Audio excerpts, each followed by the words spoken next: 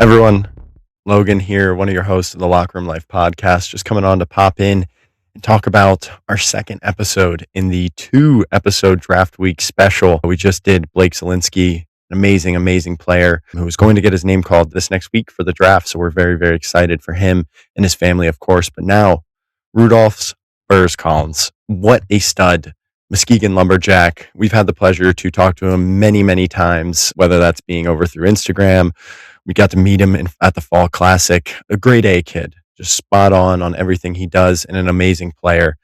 He just, as you can hear from this interview when you listen to it, Rudy is one of the most relaxed and just grateful people. He's grateful for the position he's in, and he's going to do amazing things at this next level. He's going to hopefully hear his name called this week too. We're really excited to do this for them. And Rudy, thank you again, brother. It was amazing.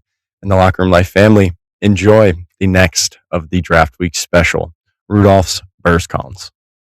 LRL family, we are so honored to be sponsored by TrueFit Custom Mouth Guards, the only custom mouth guard that uses Invisalign technology. What does that mean? That means that it's fully custom to your teeth, to your jibs. You're not going to be out there talking to people just muffled. You're going to be dialed in and focused on your performance. And on top of that, TrueFit is the official guard of the Professional Hockey Athletic Trainer Society. Use code LRL25 at checkout for 25% off. That's code LRL25 for 25% off. Rudolfs Berzkalns, this is the Locker Room Life. Rudy, what's up, brother? Thank you so much for joining the Locker Room Life. I'd like to say that we first interviewed you in Pittsburgh, and the success that you had this season was solely because of the Locker Room Life. So we're going to take a little bit of credit, but no, in all honesty, so excited to have you on, man. A lot to cover. You've had such an amazing journey to this point, entering an exciting time of your life. But more importantly, man, take us back. The rewind, life, hockey. How did it start? Take us through it. Yeah, thanks for having me. My dad was the one who got me into hockey. He played hockey growing up. Never won anything professional or anything like that. It was just kind of a hobby for him. He brought me to games and hockey skates and stuff like that. And the first time I really got into like hockey / like roller skating kind of, I got rollerblades as a Christmas present when I was like 3. And I just started buzzing around the house. And from that point on, like my parents knew that I was going to be a problem. I'm going to be surrounded by sports and stuff like that. So when I was pushing 4, they took me to a skate, fell in love with the game from there. Honestly, that's my story. So, yeah. Yeah, dude. And we know you went to Bishop Kearney and your 14U season. You know, how was playing in Latvia before that, growing up playing youth there and then making the jump to the States? Yeah, it was great. There wasn't a problem playing over here in Latvia. It was great. Like the team what we had, it was in a small town, 30 minutes away from where I live. So a couple of my best buddies that I've made playing on the same teams there are also doing well in hockey. But I think, yeah, we were a good team, always competing. It was fun times, just going to the rink every single day and being with all your buddies. And I was so young at the time too, so I didn't really understand. And it was just like the best time of your life, honestly. So many exciting things happening with Latvian hockey, right? The growth. Hockey is such a global sport, but it's amazing to even just your growth within the game of Latvian hockey. Like it's grown so much in Latvia. Kind of talk about that, and just year by year, it's growing in popularity and awareness. Yeah, I think it all started with Latvia winning the bronze at the Men's Worlds. I think that's where it kind of clicked for the international hockey. The year after that, we beat the World Juniors. We beat Canada at the World Juniors as our first game, and that was the first time in history beating Canada. So I think it kind of clicked in the community back home. It's the hockey community. All the little kids are watching it on the TV and telling their parents that they want to play this sport, and they want their parents to drive them to the rink and just get better. So I think I'm so thankful for everything everyone around me has ever done back here in Latvia. Obviously, such a small country. I think we're having a lot of success. Just looking forward to keep building on it. We literally have set up for the past year since all of the international play. It's like growing so fast. International hockey, and Latvia is at the core of that. I remember when they actually brought home that bronze. It was awesome. And while we're on that topic, before we go into the next thing, how is it to represent your country and be one of those faces on the forefront? Yeah, it's great. It's something that you dream of, honestly. Representing your colors, your country. Obviously, it's super cool just seeing all your friends from back home and some of the guys that you've met growing up, and their parents are texting me and just saying congratulations and stuff like that. So it's just awesome to see how much a small hockey community from Latvia is growing and putting our names on the world stage. So BK, who was the precursor for you to kind of make that decision for yourself, coming from Latvia into North America? Take us through that process and how that kind of came about. The first year I played in the U.S., it wasn't for BK. It was Westchester Express, just close to New York City. And then me and two other Latvian kids went over there because of COVID hit in Latvia. You couldn't practice, you could practice, but there was only like 5 people on the ice. Like they were so strict about it, no games played. So there was no chance of me developing. So I just thought it was like, I've always wanted to go over to the US and just play hockey there. Like it's always been my dream. So we got an opportunity to go over there and we went to this one BK showcase. They kind of recruited me from there. I went on a tour and just looked around, and I thought it was a very great fit. Obviously, it's a program that hasn't been out there for a long time, but it was growing a lot. So I thought it was a really good opportunity for me, and took it. And yep, here I am. Dude, how was coming to the States? Like, how was coming to the States during COVID and in a very weird time here? And even I could imagine it was weird in Latvia too. How was it? How was your experience first coming over here? Yeah, it was crazy. Honestly, my first year, it was close to New York City. We went to the New York City for the first time. Like we landed in JFK, so we see all the city. And I was like, is this how the whole country is? Just huge, tall buildings all over the place.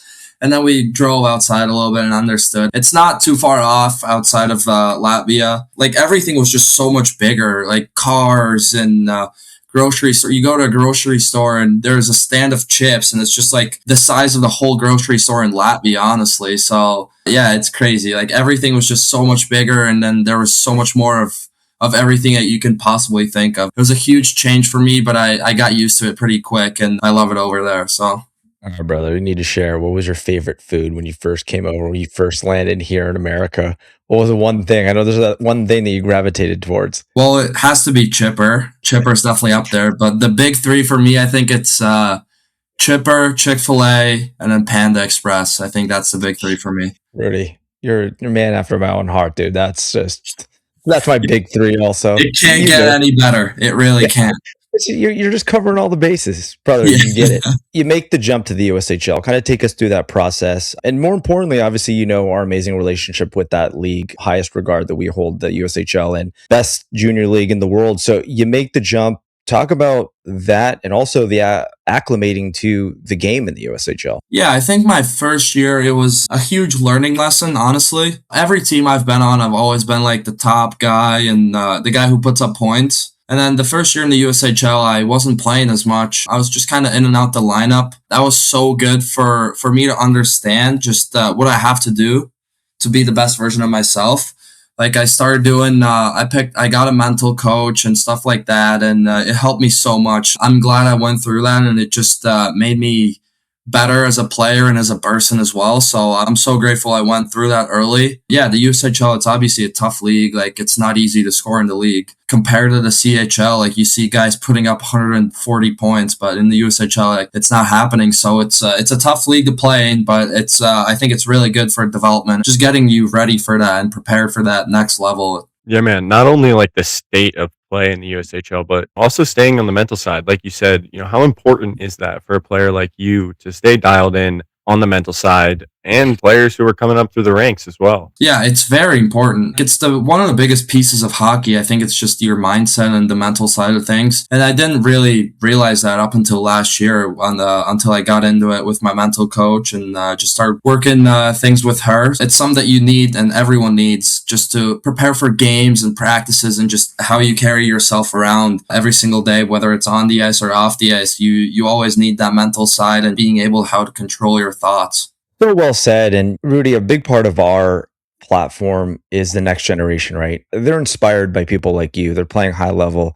And I think the biggest thing is, through the obstacles that you've kind of gone through, what is something that you really always kind of gravitate towards to bring you back down to be centered so that you're just dialed in at all times, even though there's a lot of obstacles happening around you. Being thankful about how much work my parents have put in for me, my parents, my coaches, my friends, honestly, everyone around me who's been in my small little circle just throughout my journey. I'm just so thankful for them, and that's what keeps me motivated. It's just a game of hockey as well. Like, you show up every single day and you want to be doing it. Like, it's I don't call it a job, honestly. It's just you show up, you have fun, you play hockey, and it's the best time of your life. You can't ask for anything better than that. So, Man, that was like my favorite response I've heard to that question. Now, I gotta ask, man, the decision to pick Boston College, one of the most storied programs in the NCAA. Obviously, it was my dream school growing up. I was not nearly as good. What ultimately led to your decision to go there? Tell us about it. We know you're excited. when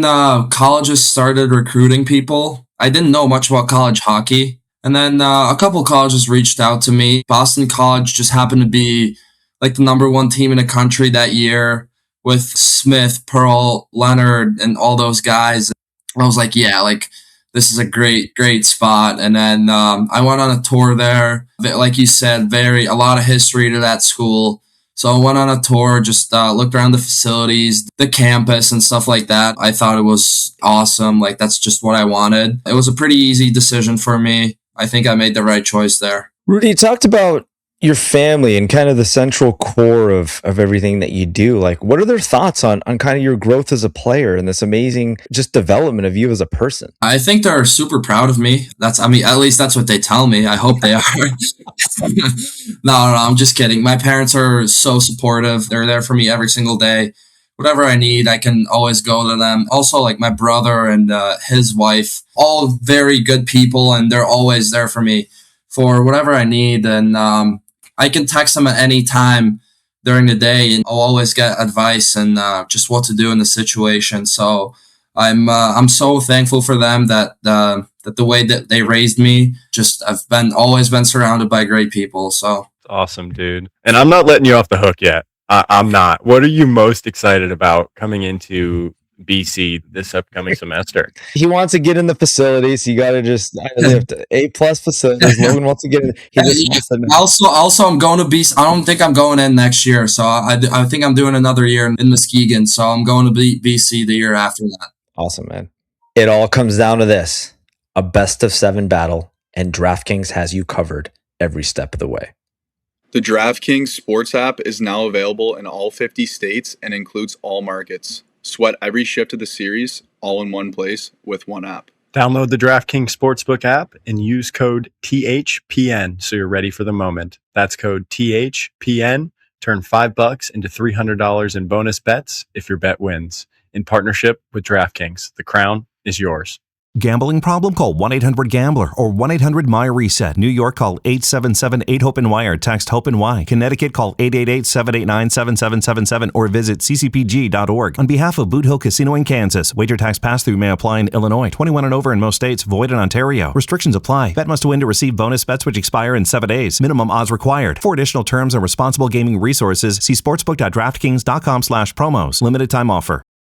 Last year, Muskegon, you guys had a pretty interesting year in regards to, I think the momentum of your team kind of picked up as well. Obviously, Tynan left and all of that, but you had a really strong end of the season. Kind of talk about that and dynamically, you guys as a group kind of banded together as well because you guys had a great season. Obviously, we started the year with being first in the league by 20 points for 3 months.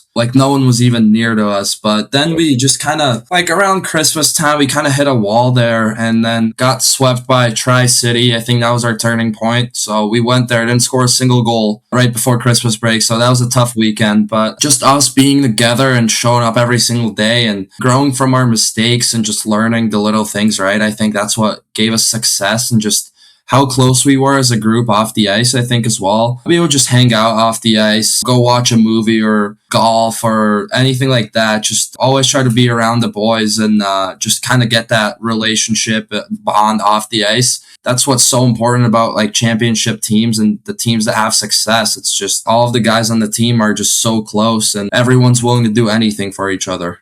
Yeah, man. And while we're on that topic, how was playing for a team like Muskegon, just one of the best organizations in the USHL. Talk about the organization and what it meant to be a Lumberjack. No doubt it's the best organization in the USHL. It's not even close. I think the fans are great, the community's great, the billets are great. You can't ask for anything better. The staff, the front office, coaches, it's super awesome. Our owner, we're so spoiled there, and he's always been so good to us. So I think you can't ask for anything better for a junior team. The situation that I'm in with great billets, I live like 2 minutes from the rink, right on the lake. I honestly can't ask for anything better. I can't say enough good things about Muskegon as an organization. And Rudy, you kind of touched on something that you went through as well.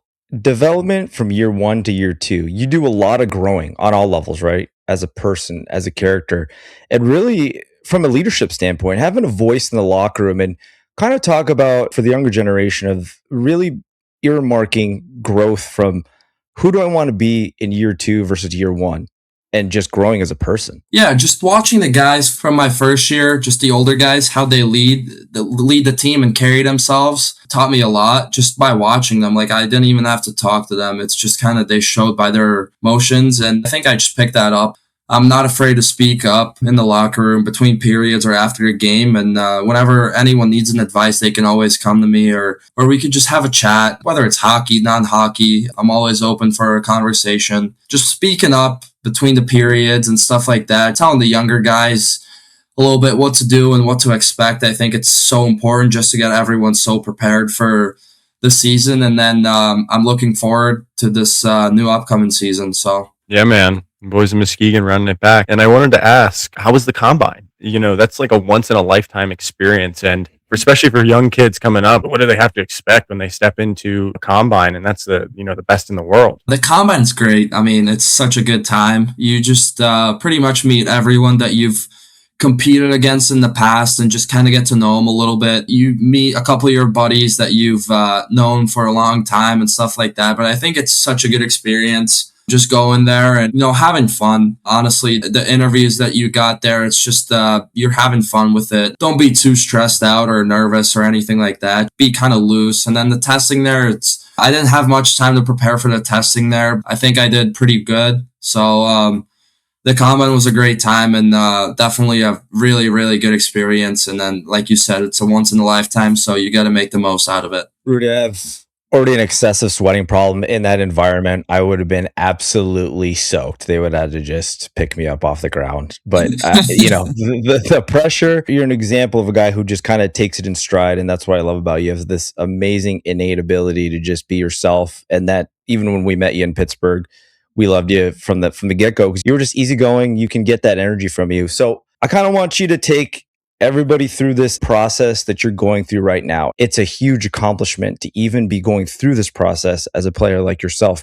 So it's not anything. The draft is an amazing thing, but how does it feel to be just recognized to be going through this process? Because that's a huge accomplishment within itself. Yeah, I think it's good. I mean, people in Latvia also, like, sometimes I go on a street and they say hi to me or just look at me a little bit weird or anything like that. I like it. Like you said, the pressure. The pressure is just such a privilege for anything that you do.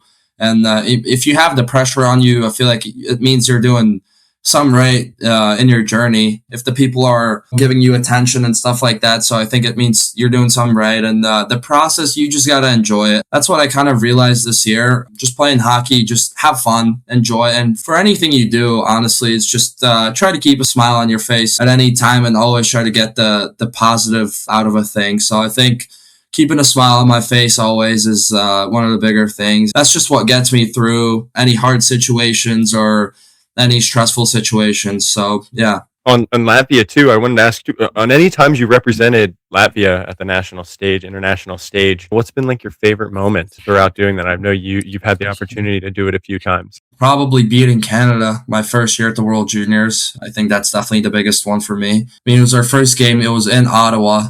18,000 people are watching, all wearing bright red Canada jerseys. Just going out there for warm-ups was like we're getting booed and stuff like that. And it was just like, wow, like, where am I? I mean, I was a 16-year-old kid who didn't really, like, I haven't played in a rink like that. So it was very special for me. My family was all there, and it was just awesome for me, the team that was there, and the whole hockey community in Latvia. And I think just the hockey community in the world as well. Like everyone was talking about it. Like it was all over social media, and I couldn't see anything else on my phone but that. So for like the next 24 hours. So I think that's got to be the best memory. That's unreal. Rudy, it's your chance. You've had an amazing journey thus far, but just some call outs to some people that have helped you along the way that you want to just give special recognition to, and just a thank you. Like I said before, I think my mom, my dad, my brother, my brother's wife, I think those are the people that have always been there for me. Just my whole family, a couple of my best friends. Some of them play hockey over in North America, and then some just live back home and don't play hockey. But I think those are the people that have helped me the most. And then always my coaches as well. Just whoever I train with off the ice, on the ice. Those are the people that deserve the most. They deserve it as much as me.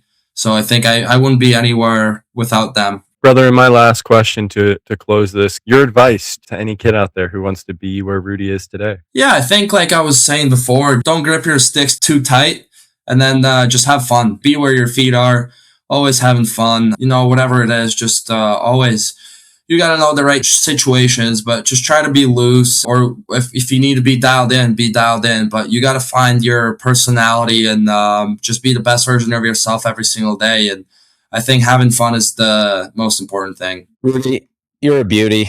The next couple months is going to be such an exciting time for you. We are always supporting you. And we always want you to know that, like, being yourself, being in this moment, enjoying this moment, I love that that's your perspective, and that's a big knowledge point for the younger generation as well. We live our life in this consistent flow of what's next, what's next, what's next. I love that you're just living within this moment, enjoying this moment. You've accomplished a lot, but there's still a lot more to come. So we can't wait to see you again this year in Chicago, man. We're going to see you in Chicago this year at the USHL Fall Classic. So the Fall Classic in Chicago this year? In Chicago this year, buddy. What? Great. That's so nice though. It's like 3 hours from Muskegon, so yeah, it's going to be crazy. I didn't know they changed it. So I mean, if you put this in a bottle, which we're going to, and from now until when we talk to you, then there's going to be so many amazing things happening to you. But for now, we're so proud of you. We're always here for you. Yeah, thanks, guys. It was awesome talking to you guys.